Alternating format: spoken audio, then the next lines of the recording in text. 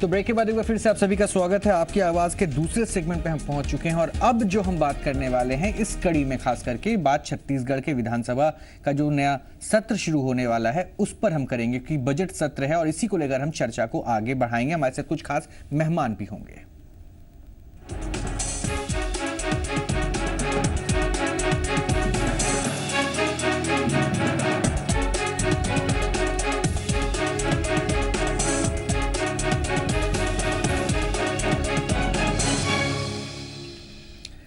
तो छत्तीसगढ़ विधानसभा में 1 मार्च से बजट सत्र शुरू होने जा रहा है और यह सत्र खास इसलिए भी है क्योंकि यहां विपक्ष के पास कई मुद्दे हैं जिन्हें लेकर वो सदन में हंगामा बरपा सकता है। ऊपर से सत्ता पक्ष के विधायक और विपक्ष के विधायकों ने सवालों की झड़ी लगा दी है, लेकिन सरकार इस सत्र में कई विधेयक लाने भी जा रही है और बजट भी पेश होना है। छत्तीसगढ़ विधानसभा में शुरू हो रहा है बजट सत्र। जनता की बंधी उम्मीदें, विपक्ष हो सकता है हमलावर। छत्तीसगढ़ विधानसभा का बजट सत्र 1 मार्च से शुरू होने जा रहा है जो 31 मार्च तक चलेगा। इस बीच मुख्यमंत्री रमन सिंह 9 मार्च को राज्य का बजट पेश करेंगे। 10 और 11 मार्च को बजट पर सामान्य चर्चा होगी, जिसके बाद अनुदान मांगों पर चर्चा होगी। इस बजट सत्र में बजट से ज्यादा खास जो होगा वो है 6 से ज्यादा संशोधन विधेयक। विधानसभा का बजट सत्र राज्यपाल के अभिभाषण से शुरू होगा, लेकिन सरकार भ्रष्ट अफसरों की संपत्ति राजसात करने के लिए विधेयक लाएगी।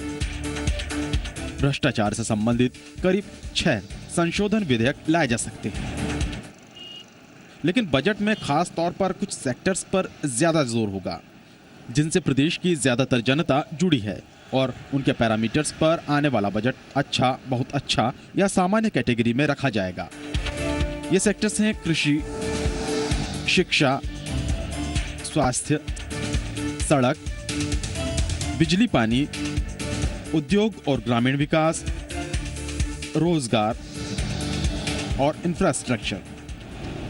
जाहिर है बजट सत्र की अवधि काफी लंबी है, इन सभी विषयों पर मंथन भी होगा, लेकिन सरकार की कोशिश होगी कि वो सभी को संतुष्ट भी कर सके।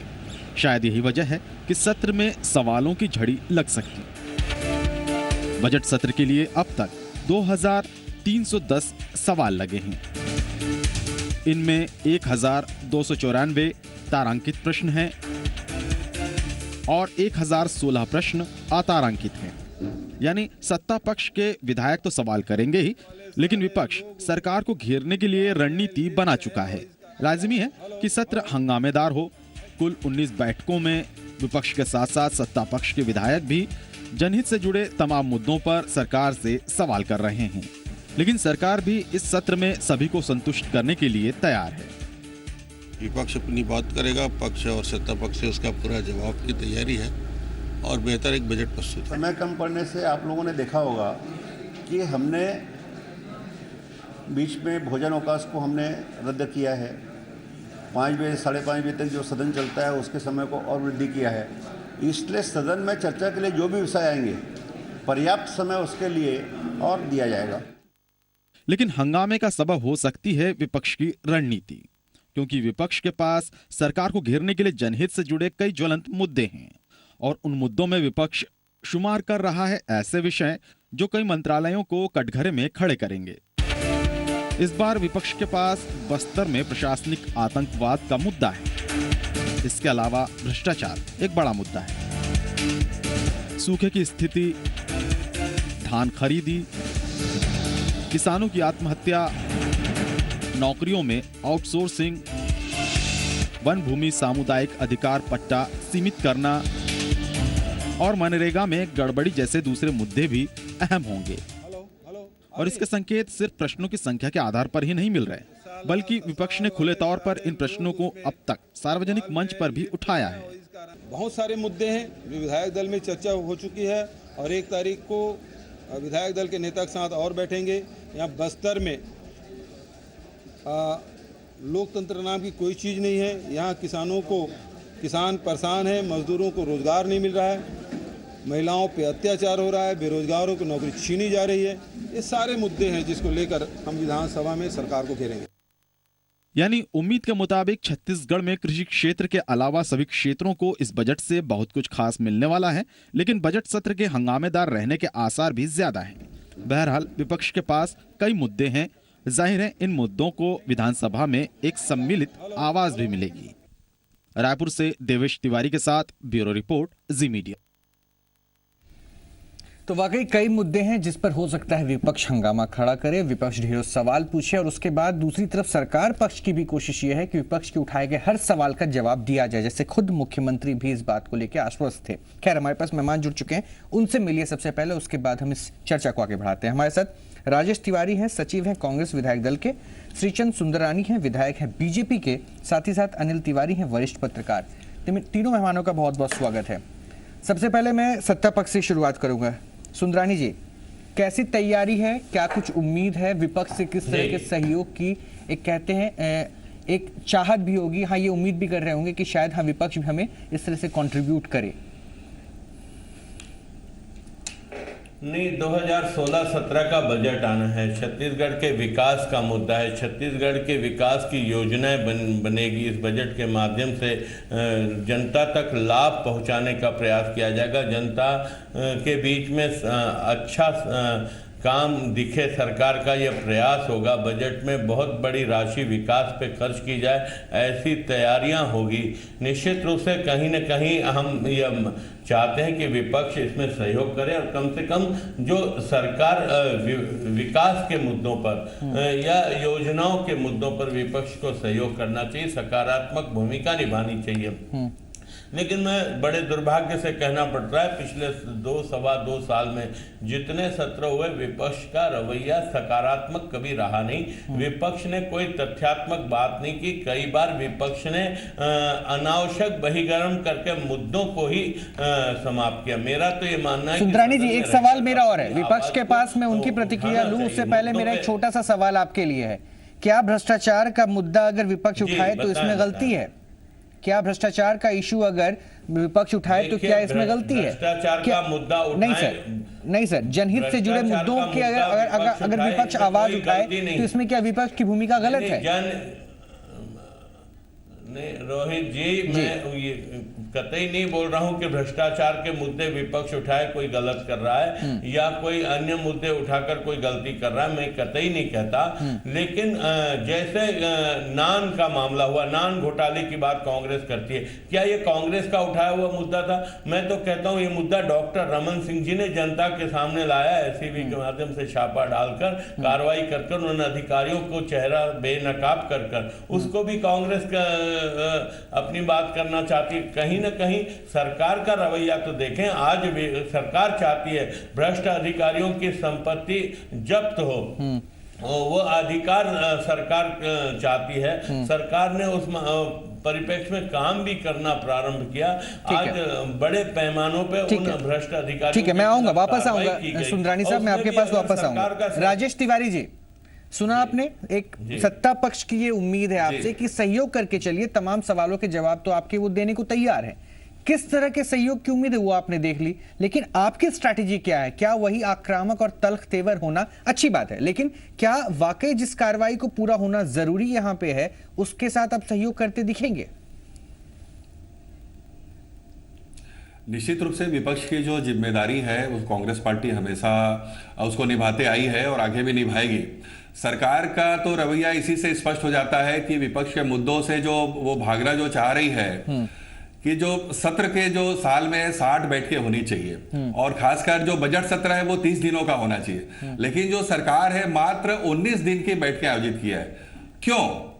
सिर्फ इसलिए कि सरकार के समक्ष जो प्रश्न जो विपक्ष के द्वारा जो उठाए जाएंगे, चाहे वो भ्रष्टाचार का मुद्दा हो, चाहे किसानों की आत्महत्या के मामले हो, चाहे बस्तर में जो लोकतंत्र की जिस प्रकार से हत्या की जा रही है, जिस प्रकार से नान के घोटाले हुए हैं, ये सारे मसले पे विपक्ष जो है खुली चर्चा वहां पे विधानसभा में करना चाहती है, चाहे वो प्रश्न के माध्यम से, लेकिन उसके जवाब जो है मंत्रियों से नहीं मिलते, ध्यानाकर्षण के माध्यम से। बजट से क्या उम्मीद कर रही है विपक्ष? बजट से क्या लेकिन उसके जवाब नहीं आते।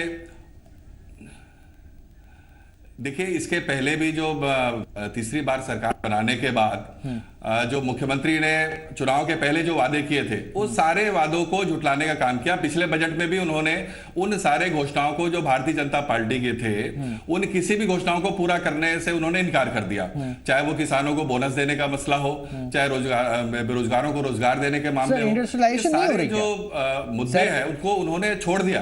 और इसलिए आने वाले समय में भी हम लोग इंडस्ट्रियल ग्रोथ के ऊपर सरकार ध्यान नहीं दे रही, आप ये कह रहे हैं?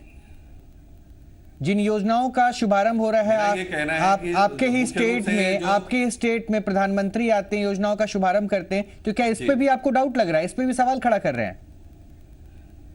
बिल्कुल डाउट। जितने भी जो खासकर देश के प्रधानमंत्री ने जितनी भी जो घोषणाएं की है, जितने भी सब्ज बाग दिखाए हैं, जितने भी अच्छे दिन लाने के जो वादा किए, लेकिन जमीनी स्तर पे किसी का भी क्रियान्वयन नहीं हो रहा है। सिर्फ एक घोषणा कर देने से, योजनाओं की लॉन्चिंग कर देने से या अच्छे नारे स्लोगन दे देने से आम जनता तक जो है उसका लाभ नहीं पहुंचने वाला। बेरोजगारों को रोजगार देने की जो बात हो रही, तो कितने प्रदेश के बेरोजगार? नहीं सर, 2 पॉइंट है राजेश जी, 2 पॉइंट है। या तो आप ये कहिए, नहीं राजेश जी, या तो आप ये कहिए कि इच्छा शक्ति की कमी दिख रही है आपको सरकार में, इसलिए आप ये सवाल खड़ा कर रहे हैं, या तो फिर आप ये कहिए कि आप चाहते हैं कि योजना के बारे में अनाउंस किया गया और अगले दिन से वो काम शुरू हो गया। सत्ता में आप भी बैठे रहे हैं सर, योजना का पूरी तरीके से बताना लोगों के, हाँ हम योजना ला रहे हैं और उसको ऑन फ्लोर लाने में वक्त लगता है सर, इस बात को भी समझना होगा। और शायद यहां पे मैं चाह रहा था कि क्या ये कॉपरेशन मिल सकता है? बिल्कुल बिल्कुल, लेकिन ये आपके 12 साल सर, 12 साल जो है इस प्रदेश में भारतीय जनता पार्टी की सरकार को बने हो गए हैं, लेकिन उसके बावजूद भी जो है इन 12 वर्षों में हम लोग जो देख रहे हैं कि जितनी भी बहुत सी जो योजनाएं ली, या तो असफल हुई,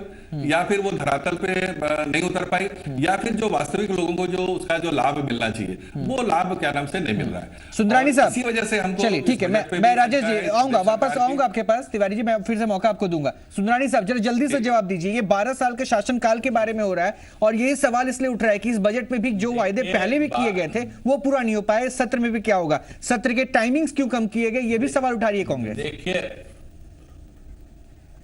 सत्र का टाइमिंग कम किया गया है, 2-2 बजे रात तक सदन चला है। पिछले सदन की हम चर्चा करें तो 5 बजे का समय निर्धारित होता है समाप्ति का, लेकिन रात के 12 बजे, 11 बजे, 12 बजे तक कांग्रेस को पर्याप्त ध्यानाकर्षण, स्थगन, सब पे चर्चा करने का अवसर दिया है। और 12 साल के शासन की डॉक्टर रमन सिंह जी की बात करते हैं, कांग्रेस का गढ़ रहा है छत्तीसगढ़, पिछले 3 चुनाव में क्यों कांग्रेस का सफाया हो रहा है? डॉक्टर रमन सिंह जी के विकास के चेहरे ने आज कांग्रेस को धराशायी कर दिया। सर इस बजट में देखिए सर, आरोप जो लग रहा है सर, ये बात तो मैं जान रहा हूं, ये बात तो मैं जान रहा हूं, जनता क्या डिसाइड करती नहीं करती वो जनता भी जानती है अच्छे से।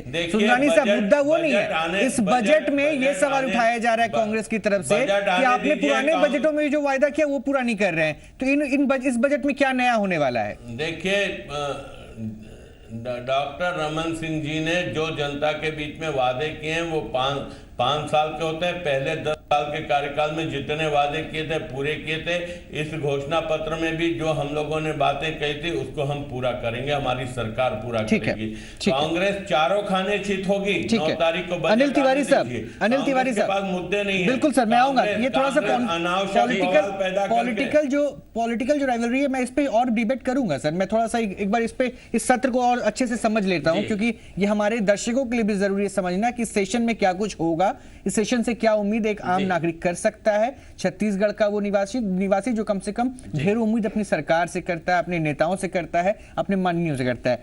अनिल तिवारी साहब, चलिए हो सकता है कि बीजेपी अपने पक्ष को रखे, कांग्रेस अपने बातों को सामने रखने की कोशिश करे, सही साबित करने की कोशिश करे, लेकिन एज ए सीनियर जर्नलिस्ट मैं सिर्फ ये कैलकुलेशन चाहता हूं कि इस सत्र में क्या कुछ होने वाला है, इस सत्र से आम इंसान को क्या फायदा मिलने वाला है, इसकी रूपरेखा कैसी तय होने वाली है, कैसे डिसाइड करने वाले हैं? जी मेरा तो ये मानना है रोहित जी कि कांग्रेस ने मैदानी कसरतें तो बहुत की है, हर मुद्दे पर जांच दल बनाया, उससे रिपोर्ट ली, सब कुछ किया। अब सदन में वो परफॉर्मेंस पहले जैसा दिखाएंगे या और अच्छा बेहतर करेंगे, ये सबकी जिज्ञासा का विषय है। मुद्दों की कोई कमी नहीं है। नहीं तो किस परफॉर्मेंस की बात आप कर रहे हैं? क्या आप चाहते हैं कि बस इंटरोगेट करता रहा जाए, सवाल पे सवाल लागे जाए, या फिर एक आधारभूत मुद्दे का हल निकाला जाए? जी मैं यही कहना चाह रहा था, कांग्रेस सदन में भी बिखरी हुई नजर आती है।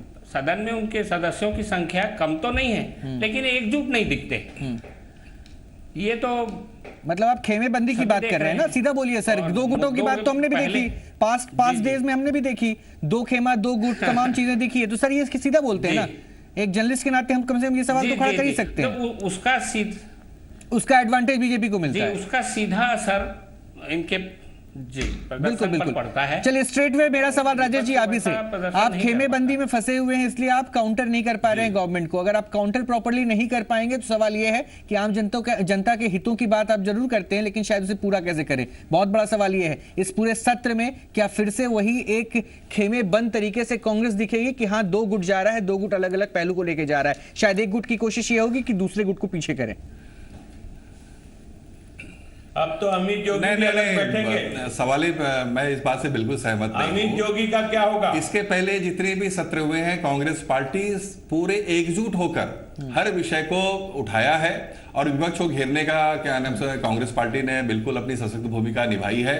और इस बार भी पूरे कांग्रेस के विधायक एकजुट हैं और पूरे एकजुटता के साथ सारे मुद्दे को क्या नाम से उठाएंगे।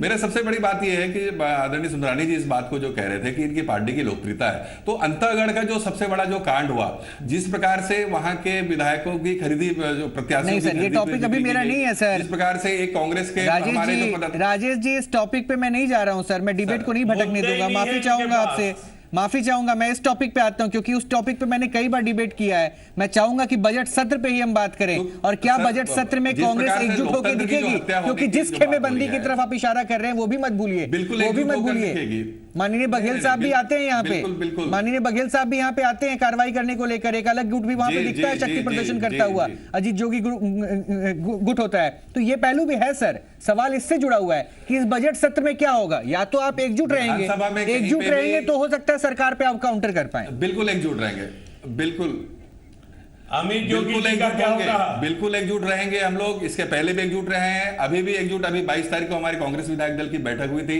सारे विधायक उसमें सम्मिलित हुए हैं। कल भी विधायक दल की बैठक है जिसमें सारी रणनीतियां बना के सरकार को घेरने के लिए अनिल तिवारी साहब, कांग्रेस पार्टी अनिल तिवारी साहब लड़ रही है। अनिल तिवारी साहब, इसे विडंबना कहें, इसे विडंबना कहें या क्या कहें। शायद मैं इसलिए सवाल बोल रहा हूं राजेश जी, माफी चाहूंगा, इसलिए क्योंकि देखिए कांग्रेस के पास अच्छी बात है कि काउंटर करने के लिए ढेर सारे हथियार हैं, लेकिन सबसे बड़ी जो बात है कि खेमे में बंधा हुआ, गुटों में टूटा हुआ, बिखरा हुआ, ये इल्जाम जहां कांग्रेस के ऊपर लगता है तो कांग्रेस सबसे पहले खुद को डिफेंड करने लगती है। और शायद यही मौका होता है बीजेपी के लिए कि हां वो अपने आप को सामने कैसे फ्रंट फुट पे ले आए। आप मानते हैं इस बात को? और शायद बजट सत्र में भी कोशिश यही होगी, यही तस्वीर दिखेगी, माइलेज फिर से शायद सत्ता पक्ष लेके चली जाए। अभी तक तो ऐसी कोई कोशिश नहीं दिखी कि कांग्रेस को एकजुट किया जाए। अभी तक ऐसी कोई कोशिश नहीं दिख रही है कि कांग्रेस विधायकों को एकजुट किया जाए। हमने तो कोई ऐसी बैठक या कुछ वो नहीं देखा, मुहिम। सर तो मुझे ये बता दीजिए ना, सर मुझे ये बता दीजिए अनिल जी, अगर चलिए विपक्ष को आप कह रहे हैं कि ठीक है विपक्ष पूरी तरीके से स्ट्रैटेजी नहीं तैयार कर पा रही है, मतलब प्लान नहीं कर पा रहा है, तो उसके बाद सवाल ये होगा कि सरकार से सवाल पूछेगा कौन? सरकार से ढेरों सवाल का जवाब लेगा कौन? जनता की उम्मीदों के बारे में जितने भी बागडोर आपके कंधों पे है उन बागडोरों को संभालेगा कौन? इन सवालों का जवाब कौन तय करेगा? फिर सवाल सदस्य करते हैं, सवाल पूछते हैं, जवाब आता है, लेकिन विपक्ष की एकजुटता कहां नजर आती है? ये सबसे बड़ा सवाल है। नहीं सर, ये पहलू है, आप मेरी बात को समझिए, ये पहलू है, मैं इस बात को मानता हूं, ये पहलू है। लेकिन बजट सत्र में देखिए आपको काउंटर करना है, इस बात को भी मानिए। मतभेद रहते हैं सर। हाँ सर, मतभेद है, मनभेद है, मैं उस पर नहीं जाऊंगा, मैं उस पे नहीं जाऊंगा। के अंदर जितने मतभेद नहीं है उससे ज्यादा तो भारतीय जनता नहीं सर, मतभेद है या मनभेद है, मेरी बात को समझिए, मैं उस पे नहीं जाऊंगा सर। मैं सिर्फ ये समझना चाहूंगा कि अगर आप इसी मुद्दों को सुलझाते रहिएगा तो सरकार से सवाल कैसे कीजिएगा? घर नहीं संभाल पाते हैं। और ये फ्रूटफुल सेशन जो कह रहे थे आप 30 दिनों की जगह 19 दिन का हो गया, इस बजट सत्र में आपने कहा कि दिन कम हो गए, ये 19 दिन में तो आप पे भारी पड़ जाएगा सर। जी नहीं, हमारे पास इतने सारे मुद्दे हैं कि हम जितने भी प्रस्ताव में बिल्कुल इस बात की गारंटी है कि तभी रहेंगे, ये तो छोड़ के चले जाते हैं। विपक्ष तभी परिगणना करता है जब सरकार चर्चा से बचती है, जब वो चर्चा से बचते हैं, सब मंत्री सरकार की तरफ से जवाब नहीं आता, स्थगन प्रस्ताव जो लाते हैं उस पर उनकी सहमति नहीं होती चर्चा कराने से, ये डरते क्यों हैं? हाउस के अंदर जो चर्चा कराने से जो भी मुद्दे, चाहे वो भ्रष्टाचार के मुद्दे हो, चाहे नान घोटाले के मुद्दे हो, चाहे प्रशासनिक आतंकवाद के मुद्दे हो, चाहे जो बेरोजगारी के जो मसले हैं, फर्जी नकलियों के नाम से आदिवासियों को जो मारा जा रहा है, लोगों को जेल में भेजा जा रहा है, महिलाओं के साथ जो है बलात्कार किए जा रहे हैं, सुंदरानी साहब, फोर्स के द्वारा, सुंदरानी साहब, चलिए कांग्रेस हो सकता है दो खेमों में। मेरा एक सीधा सा सवाल आपसे है सर, सुंदरानी साहब, मेरा एक सीधा सा सवाल आपसे है, इस बजट सत्र से बहुत सारी उम्मीद जनता को है, मैं इस बात को पूरी तरीके से मानता हूं, जरूरी भी है मानना, क्योंकि जनता की सरकार आप हैं। एक पहलू है, मुख्यमंत्री भी ढेरों उम्मीदों पे खड़ा होने की कोशिश करेंगे, चाहेंगे कि हर एक ऐसा काम किया जाए, कम से कम मिसाल पेश करे। प्रधानमंत्री आते हैं, ढेरों प्रोजेक्ट लेकर आते हैं, छत्तीसगढ़ को ढेरों तोहफे देते हैं। उस समय मैंने लगातार हमारा जो जी मध्य प्रदेश छत्तीसगढ़ है एक बड़ा कवरेज कर रहा था, तमाम पहलुओं पे हम सबसे पहले खबर भी पहुंचा रहे थे और तस्वीर भी।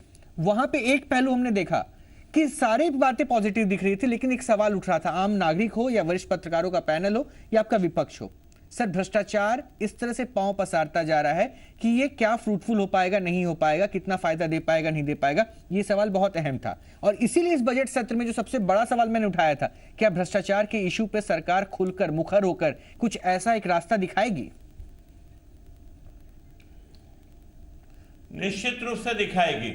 सरकार ने तैयारी कर ली है कि छत्तीसगढ़ भ्रष्टाचार मुक्त हो, जीरो भ्रष्टाचार छत्तीसगढ़ हो। भारतवर्ष में पहला राज्य कहलाएगा छत्तीसगढ़ जहां भ्रष्टाचार से मुक्ति पाएगा, आम आदमी को राहत देने की बात करेगा छत्तीसगढ़। ये तैयारी डॉक्टर रमन सिंह जी की है और आज भी जितने अधिकारियों के भ्रष्टाचार के मामले उजागर किए हैं ये सरकार के द्वारा किए गए, न कि कांग्रेस के द्वारा किए गए। कांग्रेस के पास तो मुद्दे ही नहीं है, हवा में मुद्दे उछाल के सदन को छोड़ के चली जाती है। और आप ये 19 दिन कम पड़ने की बात करते हैं, या 19 दिन फेस करेंगे क्या सदन को? मैं तो इनसे उल्टा सवाल करना चाहता हूं।